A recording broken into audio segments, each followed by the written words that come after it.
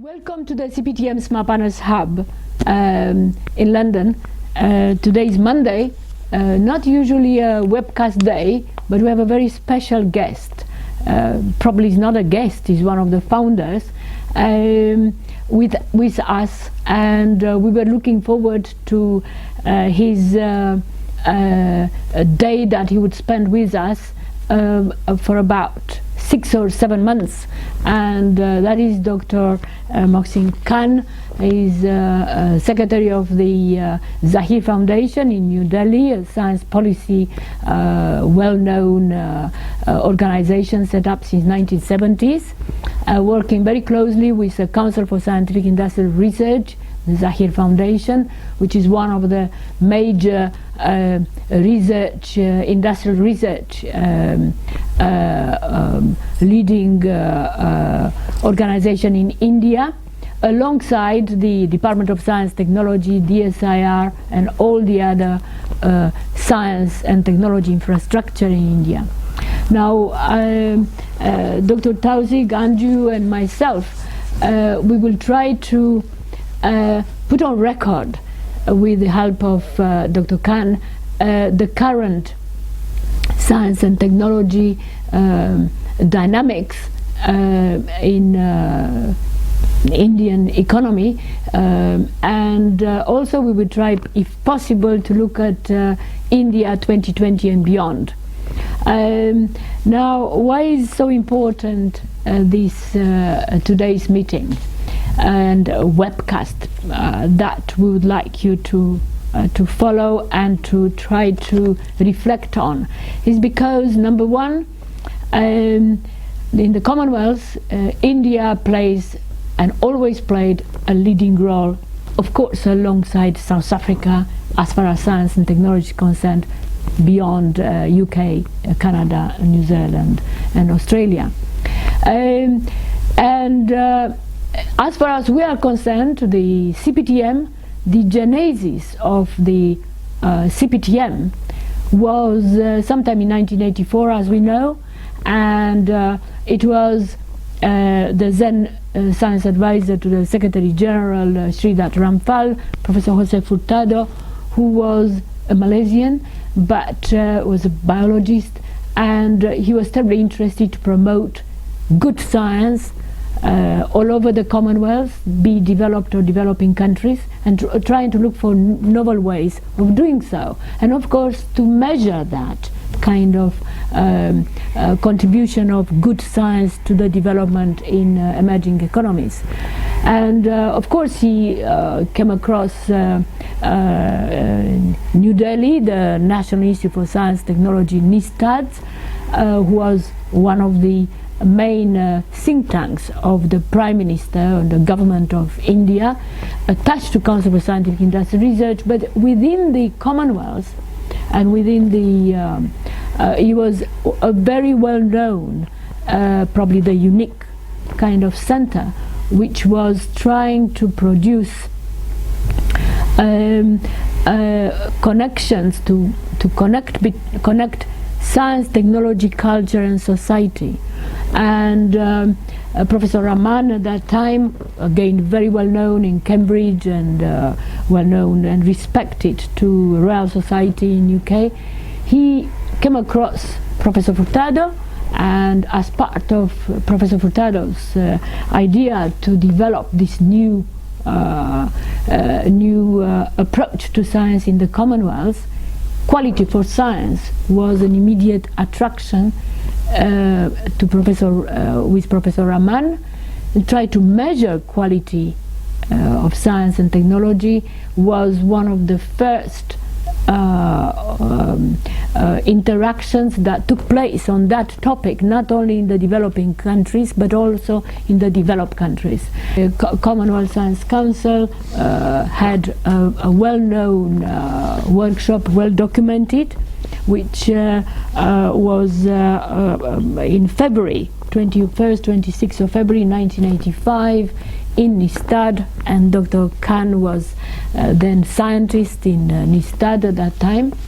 Dr. Ashok Jain was there, and Dr. Vardarajan, one of the CPTM companions, who made a big contribution to CPTM, was Secretary General of the Department of Science, Technology and Director General. Now, what happened after that was that what we call today CPTM, many undertakings, be it in Mauritius, be them in Caribbean, be them in Malaysia, therefore Ashok Jain's involvement, be it anywhere, be it in UK, the NISTAD, and with leading scientists from there, were always part and parcel of our group. And Dr. Khan was one of the founders, therefore, of the framework and the attitude of mind in relation to the national development in any country. And today, being Secretary General since 2009 actually of the Zahir Foundation, he's continuing to make his contributions to the Indian science and technology, and in a new context.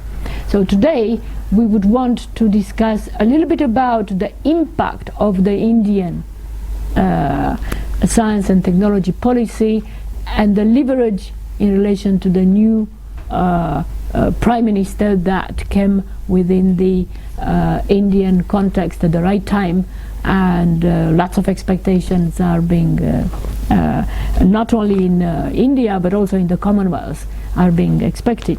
We've been to Dar es Salaam, Andrew, and one of the first things when His Excellency President Kikwete was telling us when he came here to prepare the dialogue was that I have an Indian supercomputer, a Param, given to me by Indian Prime Minister. And wherever we go, actually you hear people either going for training in India or various research labs and so on.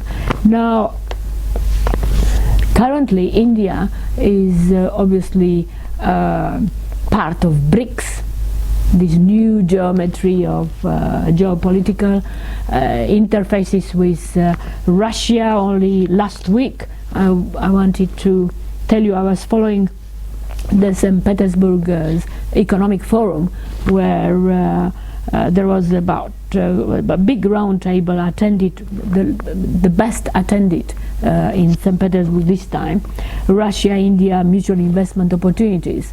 Well, I suppose the major interest is technology, either in nuclear energy or in space or in relation to computer and softwares. But the chairman of Confederation of Indian Industry led that discussion, and it was terribly interesting. Commonwealth, yeah, is when you say Commonwealth, you say India, and when you say India, you say Commonwealth. India in itself is a bit of a Commonwealth with so many states. But how do you think we could connect Commonwealth, CPTM and Indian science technology vis-à-vis Dar es Salaam? Recalling the very early days, indeed before CPTM was set up, and the roots of scientific policy thinking that were generated in the Commonwealth Science Council, in which Dr. Khan played an important role. And of course the symbolic importance of India in the Commonwealth, as someone who approaches it more from perhaps part of a journalistic and a political science background, and one looks at values of the Commonwealth. And of course we have the Under Secretary General leading his term in the Commonwealth. But you see that when the committee chaired by former Malaysian Prime Minister Badawi was asked to examine Commonwealth values and standards, along with justice, freedom, democracy was one of the key things. And you know, India is the population democratic superpower. No other country has the same combination of numbers of population and a democratic system, which speaks of the kind of variety which is part of the gospel of the Commonwealth itself. So I think that's very important. And I think India has become a kind of sort of a model for what big developing countries try to be. Many people in Britain try to maintain India as a sort of subject part of the Commonwealth for many years, but many wise people, such as President Roosevelt, saw that time had come very early on that India should, to use Minister Nehru's phrase, awake to life and freedom. So if we then try to apply this to the role which India has as a developing country but of enormous prestige, to what it has to convey to other developing countries such as Tanzania and so on, as you mentioned, the business of actually unleashing energy is an absolutely critical one.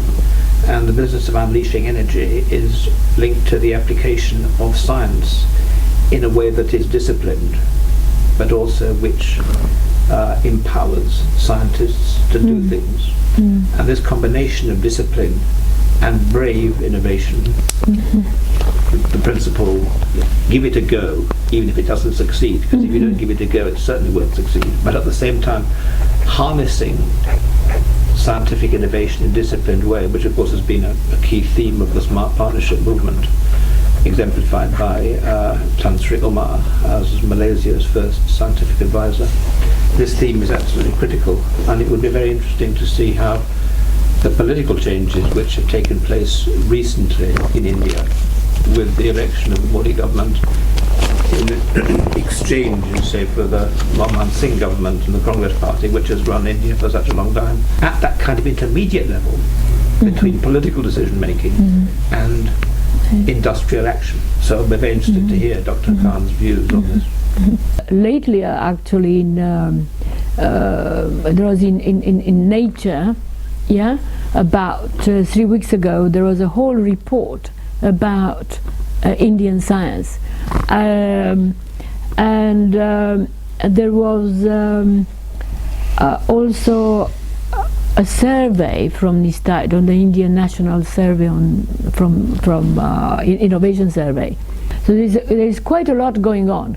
So I'm not very sure exactly how will you be able to bring in most of the dimensions that you like our movement to be aware of, as you see them, because you're not in the government but you are part of the government. And of course in India it's not just the government, it's also private sector thriving and well known, particularly in software development. So please. Well, thank you very much for your ideas, for your comments, for your opinion about India, and I really appreciate that you have a fairly good knowledge of what is happening in India. That's a good thing for India too, that the awareness of India is increasing to a great extent in Europe and America. Earlier we have seen that people were not knowing what is India about and what India is doing. When if you come 20 or 30 years ago, you don't find anything. So it was our mistake also, in the sense there was no public relation, but this public relation has been established in different parts of the world.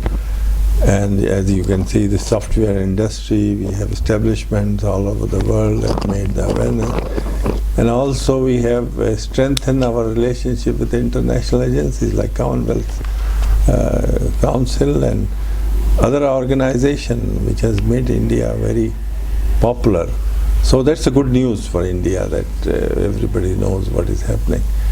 Especially on the front of science and technology, India has made tremendous progress over the years, especially after liberalization.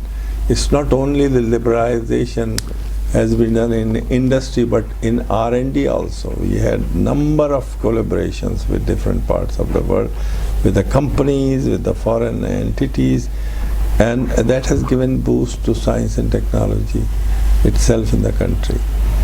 So this has been done over the last 15 or 10 years.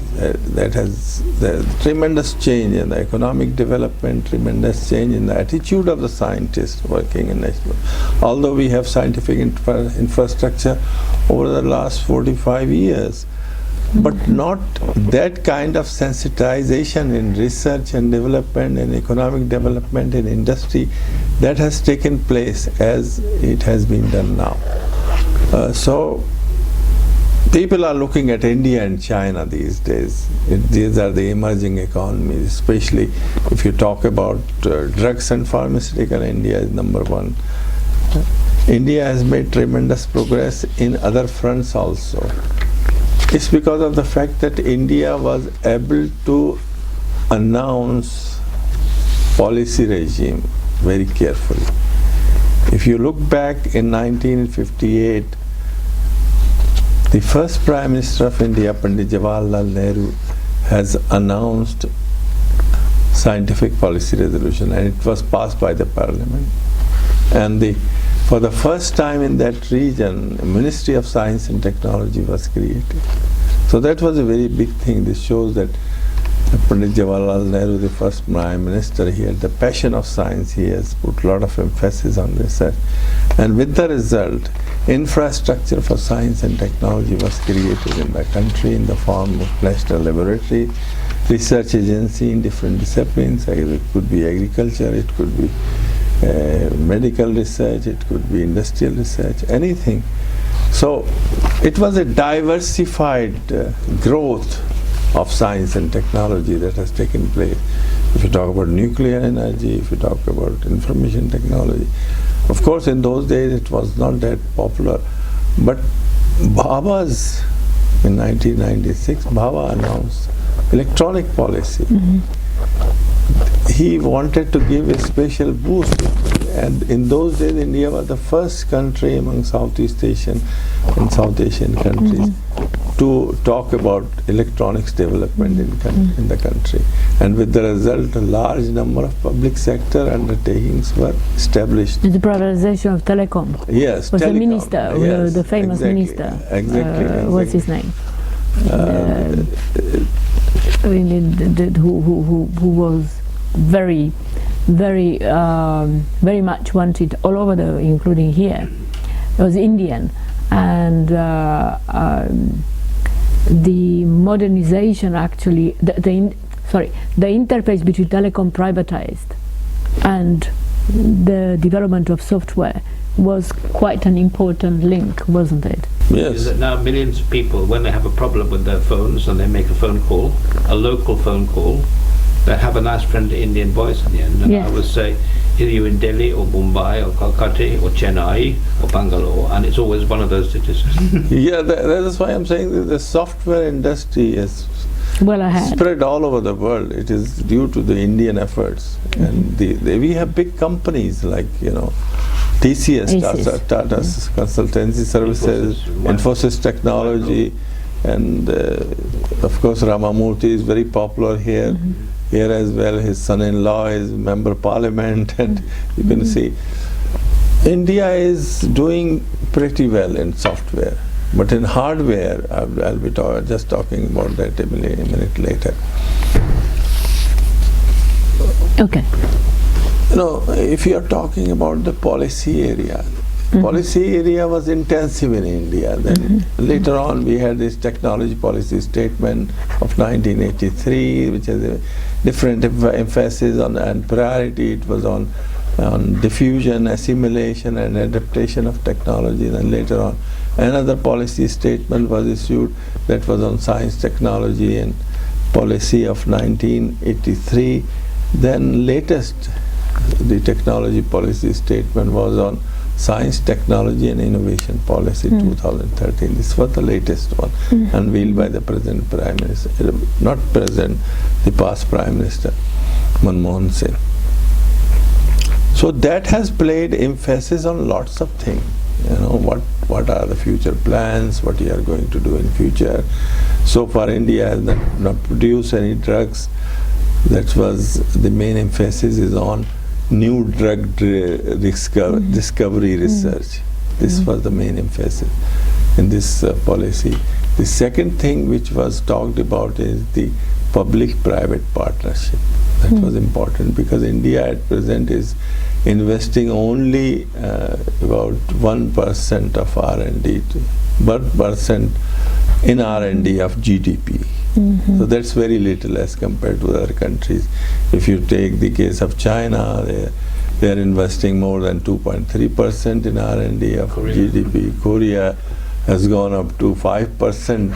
So that's a lot. But India is far behind. And so in this policy, particularly we have emphasized that we should increase the outlay of. How can you increase because of the crunch on resources? So you have to go with the private-public partnership. And the other thing we discussed with Michaela also this morning, and she has of opinion that you should try to bring in private-public partnership in an intensive way by involving universities.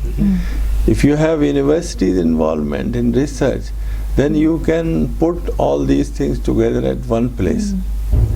That will give its impact in a different way, and that will boost the economy because you have direct relationship with the development of products, which India is, the quality products that you are talking in is lacking behind. That's the main thing. Yeah. So there was at a point of time quite a consistent policy for intensification of technology. In fact, when Ashok and myself were asked by Tan Sri Oma, the newly appointed science advisor, Dr. Mahathir, to try to come and support their effort in establishing a research grant. One of the point of reference we had at that time was the intensification of research in priority areas policy in India. And in fact that was, we didn't say so, but that was as a background. So when we heard from Tan Sri Oma about the 4 big areas that they were trying to get into, of course it was the same idea, to try to intensify in agriculture, industry and strategic areas, particularly in so the grant was established, and even its name was called IRPA, Intensification of Research in Priority Areas, very much experienced in India, but of course Malaysia are very small, and the push of IRPA and what followed since made a big impact in Malaysia, smaller than India. So I suppose there is some interest of comparison between the policy context within which the intensification was the right thing, but it must be that the context, economic and political, and the large country had to be, the implementation of it had to happen in a different mode. In Malaysia it made a tremendous impact. I mean, smaller country and quite agile in failing or otherwise picking it up. And earlier, the success you've had on a world scale in software has not been repeated in hardware on some other areas. I mean, Hailer's point was actually, you know, a small country with a strong prime minister, as was with his chief scientific advisor in the period 1990s, early 2000s, is probably identified of standards and quality in hardware, which is holding India back in some ways, despite major successes that you've mentioned. Do you have any sense from your expertise of how this problem can be addressed so that in the field of hardware and other products, in manufacturing as well, where China is? Yeah, we are facing lots of problems as far as hardware industry is concerned. In software, if I take you back to the electronic policy of 1984 announced by Rajiv Gandhi, the first Prime Minister of India, and he had passion for computer. This is what Sonia Gandhi used to say sometimes, that computers were introduced in India by Rajiv Gandhi. And she was right to say, because it was the policy which has given boost to this industry. In fact, in the first place, he wanted that hardware industry should progress. Hardware industry should develop in the country. And back to 1996 policy of electronic announced by Bhava to give a promotional push to hardware industry. At that time we were not talking about software, hardware industry, and it was reserved to the public sector. So he has broken that shackle and said that we should privatize the electronic industry, and a number of hardware companies they wanted to manufacture in India. In fact, for that policy, that policy made a promotional push to the hardware industry. And 300 companies started manufacturing computers at that time. But unfortunately, in the area of electronics, you see that the technology becomes obsolete so quickly within a period of 6 months to 2 years that it's so difficult to catch up. We were having the problems with the money at that time, and we have not been able to mobilize the big companies, those who could invest in it, so that they can catch up with the technology. Of course, we got into technical collaboration with the big companies like American Microsystems, started manufacturing the equipment, the components. But you can't catch up with Korea or with Japan. Finland, Nokia, you've been quite a lot. Nokia, yes, I Nokia remember also. Rajiv Gandhi was prime Rajiv Gandhi was very keen so on that. that was the problem in the first place that we face about hardware industry. Of course, we had a fairly good infrastructure for computers, and those computers started coming into the market, and people were very keen to use the computers, and there was a computer literacy in the country as a whole. This is traffic smart partnership territory. So the question is, how do you build in the capacity to catch up? That's a tricky question. That's a tricky question. We have seen we are not able to catch up with the industry in the electronic area.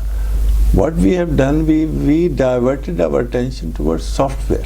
That's it. And then immediately, quickly, the minister has announced a software policy in order to give a boost to this industry. And large number of companies they started manufacturing. It was the same thing like Mendelssohn. When Peter Mendelssohn became secretary of the department, he came up with a white paper about software development. So that was the same. It resonated at the same time. Difficult the hardware to compete with the Americans, and but the software. But Japan, Korea, Japan, the geometry of artificial DRM, intelligence, DRAM, it was shrinking like anything in Korea. The Koreans, what they have done, they have strategically followed the development of DRAM, and they have brought back their engineers from America on the same salary which they were getting in America. So that's the reason the Koreans went very fast. If you have a look on their industrial development in component industry, you'll find mind-boggling things. It was only in 1991, it was only $23 million. It has gone up to $32 billion. It's a mind-boggling development that has taken place. But India could not catch up this hardware industry because of the component, B, because of the industrial infrastructure that we never had for the hardware industry. That is the reason. And the third thing that was important for hardware industry was basically we have not been able to produce good engineers. We have only 4 or 5 IITs at that time.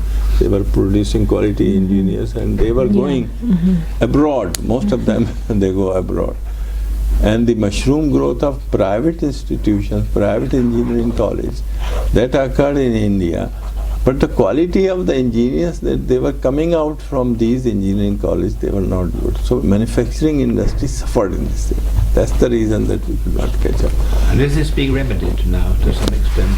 Remedy is definitely the Make in India program of Modi is very attractive, and he wants to give facilities, the tax concessions and space, industrial infrastructure to the foreign companies, those who are leading in the world. There is an open invitation from and we are trying very hard.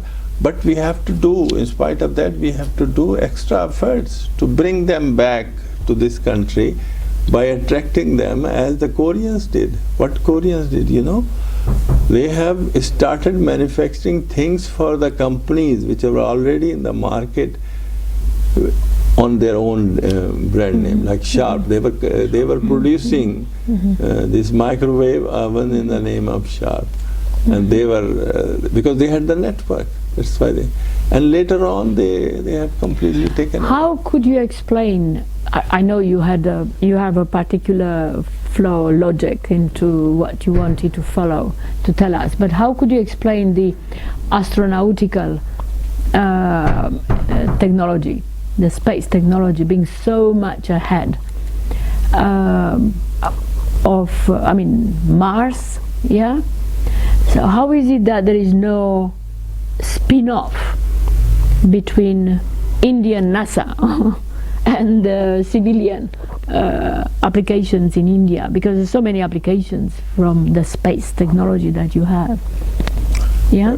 One of the reasons for the development of space research in India is that it's a compact organization, and it has nothing to do much with the exploitation of the research or the products that you have come out. You have produced it and you have applied it. It's all in one. So it's target. It's a one package. You don't have to depend on the industry for exploiting them.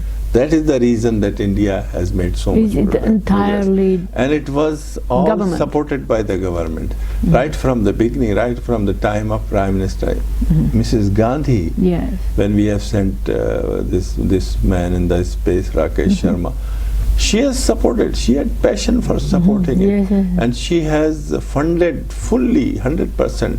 I mean, CSIR or other organizations, they are funded 70%. Rest of the money you bring back from the other organization. But space was funded 100% because of this package, because of this compositeness. So that's the reason. And moreover, we have top scientists working in the space area. For example, Vikram Sarabhai. Yeah. He was the man behind this space research in the country, and he has devoted fully. So if you have a look on the sequence of events in this space research, you will find. And with the result, when we have sent the space vehicle, and we are doing for other countries as well, that was highly successful. There was no flaw in the first place. So we made sure that what we do is totally flawless. I we suppose have not failed so many times. I suppose it's space and nuclear research. Yeah, both. And so both of them have both of them have the same pattern. Of funding, of support from the government, and also it is somehow political. Well, I mean, it's political in the sense that some of the European countries and some of the rest of the world, they don't want us to do certain things, but we are still doing it. So that's why the government attention towards these areas were much more than the CSIR, because CSIR on the back foot. We have not been able to make an impact as it should be, as these two agencies they have made. So what you're really saying is that where there is a focus of interest and compact structure of the government, of the pressure groups, Malaysian friends with the multimedia super corridor and a strong prime minister as there was, then you can get quick results, and effective results.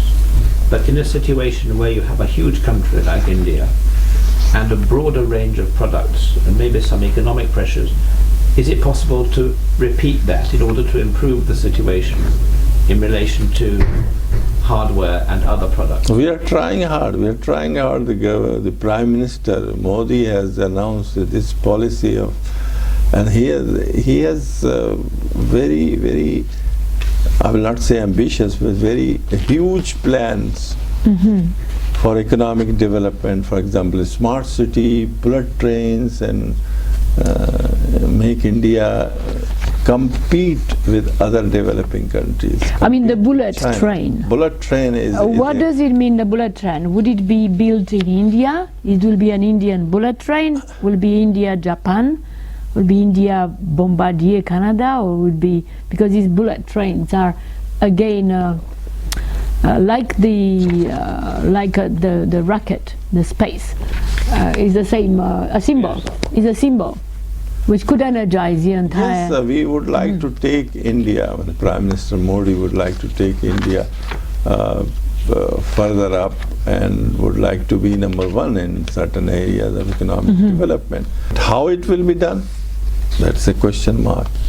Question mark is because we are in a kind of collaboration with Japan for developing bullet train in India, and also we talk to China on this subject, and these two countries for sure they will help us in coming out with the bullet train, and also smart cities we are trying to build up. But both of them are connected with the intelligent devices, with the knowledge type of economy. Yes, of course, the transfer of knowledge is necessary, and although it requires a lot of money to invest in developing bullet train system in the country.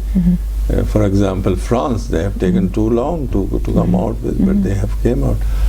We have a will to come out with the bullet train, so we will definitely do it. So would that political be 20? Backing is there. Okay, we are 2015, so 2020 is not very far. 2020 is not very far. Very far, and we will achieve our goals definitely, because the dynamic leadership will make a difference, and it has made a difference. In, for example, Pandit Jawaharlal Nehru, as I said, the first Prime Minister, he had a passion of science, so he developed science in the country. Very well known. And Mrs. Gandhi, she had a passion for space, so we have developed it.